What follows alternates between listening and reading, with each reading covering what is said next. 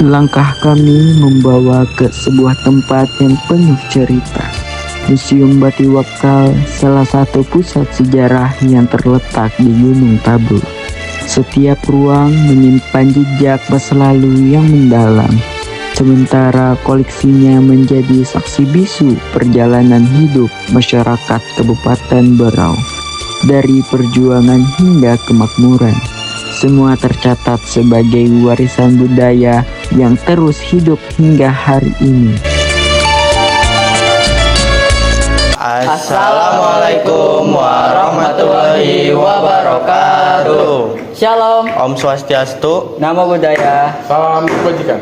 Halo Sobat Sejarah. Kami dari kelompok 1 kelas 10-2 yang beranggotakan Saya Muhammad Fatika Fabila. Saya Aidin Aljas Nyarif. saya Muhammad Fauzi Rafifai. Saya Frezi Fatella. Saya Muhammad Ashraf Saifullah. Jadi kami hari ini akan mengajak kalian untuk tur dan mengenal lebih dalam tentang Museum Batiwakal beserta koleksi-koleksi yang ada di dalamnya.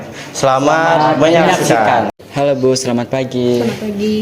Kali ini kita bertemu dengan salah satu pemandu Museum Kerajaan Gunung Tabur. Ibu boleh perkenalkan diri? Ya, perkenalkan nama saya Mutiara. Saya selaku staf pemandu di Museum Batiwakal Gunung Tabur. Jadi kedatangan kami di sini ingin mengenal lebih dalam tentang museum ini dan sejarah di dalamnya. Halo Bu, perkenalkan nama saya Muhammad Ashraf Saifullah. Mungkin saya kali ini mau nanya tentang Simbolnya. Iya. Oke. Jadi ini lambang Kesultanan Gunung Tabur. Kita mulai dari atas dulu ya. Jadi yang di atas itu ada mahkota yang melambangkan kekuasaan. Terus 2 harimau Sumatera yang melambangkan kekuatan. Kenapa kita pakai harimau Sumatera? Karena kita masih satu rumpun Melayunya dengan Sumatera. Dan yang di samping di bawah mahkota itu ada SGT, Sultan Gunung Tabur. Jadi itu bukan simbol sembarang, tapi itu SGT, Sultan Gunung Tabur. Yang gong ini melambangkan kebudayaan. Bedil kuning ini benda kerabat dari Kesultanan Gunung Tabur, tapi kebetulan memang nggak ada di museum ini, ada di kediaman putri. Dan pejantan keris melambangkan pertahanan, dan bunga padi melambangkan kemakmuran, dan juga diikat ini untuk persatuan. Itu masing-masing dari arti yang lambang sebenarnya. Oh, ya. Terima kasih Bu. Iya, sama-sama. Halo Bu, perkenalkan saya Muhammad Fatika Fabila dari SMA 4 Berau. Ingin menanyakan ini lukisan apa ya Bu? Oke, ini sebenarnya lukisan ilustrasi dari Raja pertama Kerajaan Berau. Jadi nama Raja pertama Kerajaan Berau itu Aji Surya Natakusuma, atau nama kecilnya itu dikasih nama Bandit di Patung.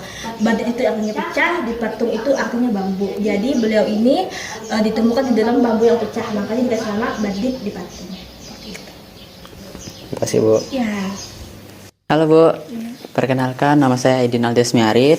Jadi saya mau bertanya nih Bu, setelah saya lihat-lihat nih Bu, saya sedikit penasaran sama ini. Ini tuh apa ya Bu? Oke, Boleh tahu? ini tempat mandi. Ini terbuat dari kuningan, tempat mandi bayi. Oh, tempat mandi bayi. Bayi.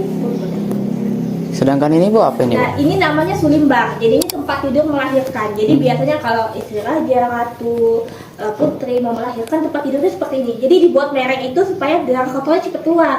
Makanya tempat tidurnya nggak rata tapi mereng. Miring. Terus ini juga ada nih Bu. Nah, sedangkan ini untuk acara naik ayun. Jadi di Berau itu juga ada acara untuk naik ayun, biasanya untuk bayi. Seperti itu. Jadi ada upacaranya sendiri untuk naik ayun. Dan semuanya bisa dibilang ini semua warna kuning ya, karena warna kuning itu melambangkan kebangsawanan. Jadi makanya kita semua kalau untuk upacara adat di Berau itu biasanya pakai warna kuning. Terus juga ini Bu, ada kayak bayi. Nah, ini beda sendiri. Ini namanya timbangan bayi, yang bayinya tapi nggak semua bayi ditimbang seperti ini acaranya. Jadi ini khusus bayi yang lahir bulan Safar. Bulan Safar itu tahun Hijriah.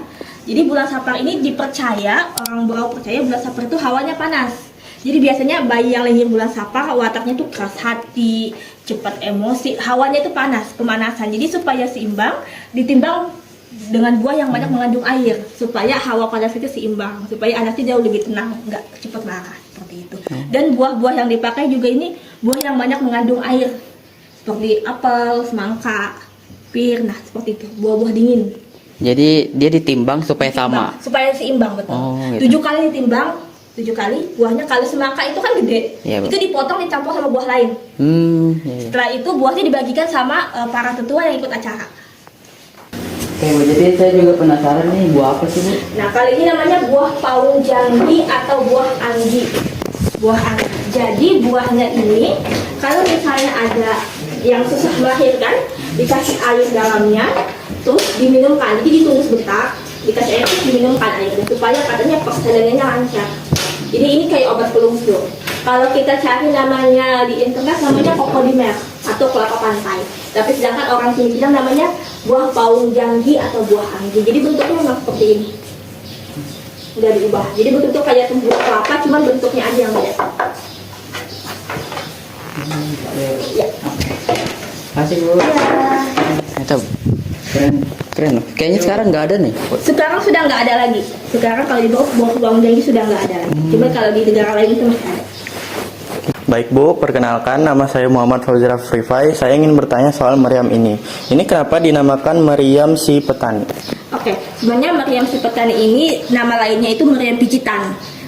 Jadi proses karena kenapa dikasih nama meriam pijitan itu karena proses pembuatannya itu dibikin pakai tangan. Jadi sebenarnya ini meriam Belanda seperti yang di luar, tapi patah terus disambung ulang. Kebetulan si petani ini itu yang menemukannya si petani, karena kita nggak tahu namanya makanya dikasih nama si petani.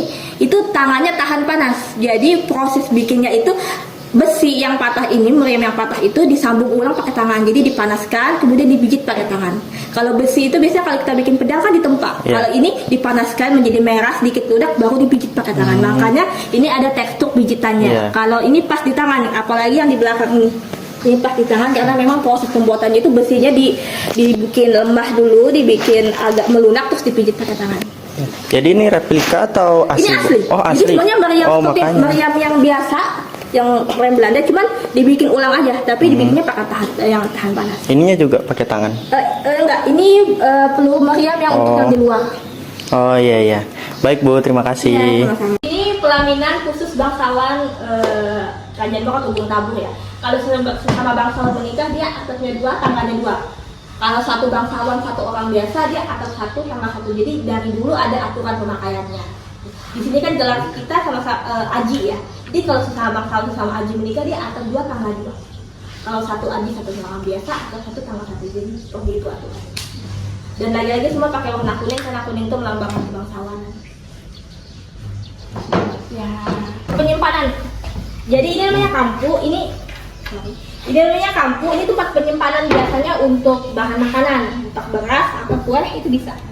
Kampu ini terbuat dari satu batang kayu yang besar, yang nggak dipotong, jadi satu batang kayu yang dikerok dalamnya. Jadi ini makanya nggak ada patahannya, karena dibikin begitu satu batang kayu. Sedangkan meja di bawah ini meja marmer sekaligus tempat lampu. Jadi biasanya kan lampunya taruhnya di atas meja kan. Kalau ini bedanya beda, lampunya taruh di bawah. Jadi ini ada kaca, ada juga pintu untuk ngasih lampunya. Jadi kalau dia marmer putih asli, dia bakal tembus cahaya. Jadi otomatis cahayanya keluar dari atas. Jadi nggak perlu naruh lampu di atas meja lagi. Taruh di bawah, warna apa kaca yang di bawah itu pasti refleksnya ke atas. Waktu dia hijau, berarti cahaya ke atas itu bakal hijau. Kalau zaman dulu pakai marmer asli. Jadi ini saringan air. Jadi saringan air ini dulu kerajaan punya 9, sekarang tinggal 1 aja. Jadi ini dari stalaktit 2 yang dipotong terus dalam dikerok. Jadi ini nggak ada lubangnya sama sekali. Dia netes dari pori-pori batu. Ini mungkin bisa direkam nanti. Ini nggak ada lubangnya sama sekali.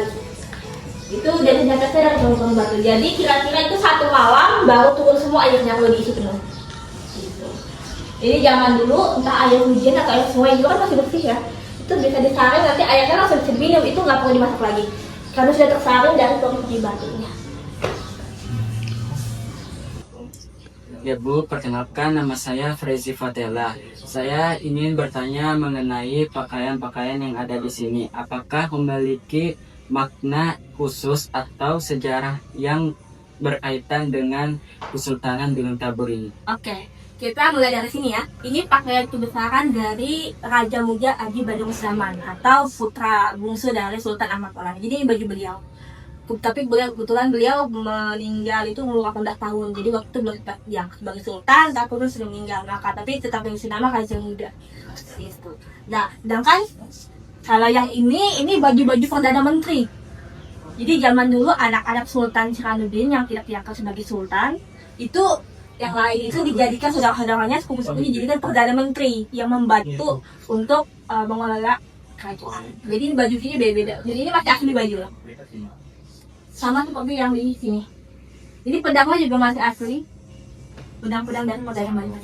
Nah kalau yang ini baju Sultan Siranuddin dan beserta istrinya yang ada Kutai. Jadi kebetulan Sultan Siranuddin ini Sultan ke-7 Kerajaan Gunung Tabur, dan beliau juga punya 7 istri. 3 Berau, 1 Solo, 1 Mesir, 1 lagi Fikrais. 1 lagi Bajaya ada 7. Sedangkan ini jadi baju besarnya. Ini mahkotanya kita di sini nggak pakai mahkota yang kuningan, bukan kuningan, emas itu ya. Kita karena sudah negara Muslim, kita pakai bentuknya rupiah seperti ini kalau untuk baju. Dan motifnya itu sama di saku. Dan ini baju permaisuri Aji Dayak, salah satu istri beliau dari Kutai. Dan kebetulan kalau untuk Gunung Tabur sendiri, baju kebesaran itu tidak diwariskan. Jadi masing-masing sultan punya baju sendiri. Ini kan Sultan Siranuddin, ini bajunya. Dan kemudian tahtanya diberikan ke Sultan Ahmad Maulana, dan ini bajunya. Jadi bajunya itu nggak diwariskan dari sultan ke sultan. Jadi masing-masing sultan itu punya baju sendiri-sendiri. Jadi yang ini baju Sultan Ahmad Maulana, dan ini bajunya Rasulullah. Oke, pertanyaan yang kedua, apakah hubungan dari Kesultanan Gunung Tabur sama Kesultanan Sambaling itu saling berkaitan? Oke. Untuk kedua kerajaan Gunung Tabur dan Sambaling itu berakar dari satu kerajaan namanya Kerajaan Berau. 1400 berdirilah Kerajaan Berau. Kemudian di Raja ke-9 yang dijadikan nama Pasar Aji Dilayas, itu Raja ke-9 dari Kerajaan Gunung Tabur. Beliau itu punya 2 istri, punya 2 anak dari 2 istri yang berbeda. Dua-duanya itu berhak jadi raja. Jadi dibikin musyawarah. Oke, kita bergantian saja memerintah, yang kakak dulu, kemudian yang adik. Yang kakak dulu itu dari keturunan Hambaliung, kemudian yang adik dari Gunung Tabur. 1000 itu kan dari 1600 ke 1800 itu Belanda datang. Jadi ada domba, daripada kita perang saudara, kita pecah saja kerajaan. Keturunan dari yang kakak ke Sambaliung, yang adik di Gunung Tabur. Jadi sejak 1800 kerajaan Berau itu sudah nggak ada, dibagi 2 menjadi Gunung Tabur dan Sambaliung. Jadi kalau dibilang ada kaitan, iya, karena dulu akarnya sama, yaitu Berau. Baik Bu, terima kasih. Iya, sama-sama. Anak kedua, tapi dari 2 ibu yang berbeda. Dua-duanya berhak jadi raja saat itu. Oke, kita musyawarah, si kakak dulu yang naik sebagai raja ke-10, kemudian yang adik raja ke-11 itu terus bergantian keluarganya. Nah, 1800 ini Belanda datang, daripada kita 2 saudara ini kelahi, kita pisah saja kerajaannya. Keturunan dari Aji Pangeran Tua yang kakak ke Sambaliung, keturunan dari yang adik Aji Pangeran Tua ini ke Aji Pangeran Dipati ini ke Gunung Tabur. Makanya sekarang kita ada 2 kesultanan, Sambaliung dan Gunung Tabur. Dan gelar bangsawan kita juga beda. Kalau Sambaliung itu menjadi datu untuk laki-laki, sedangkan untuk Gunung Tabur itu tetap pakai aji.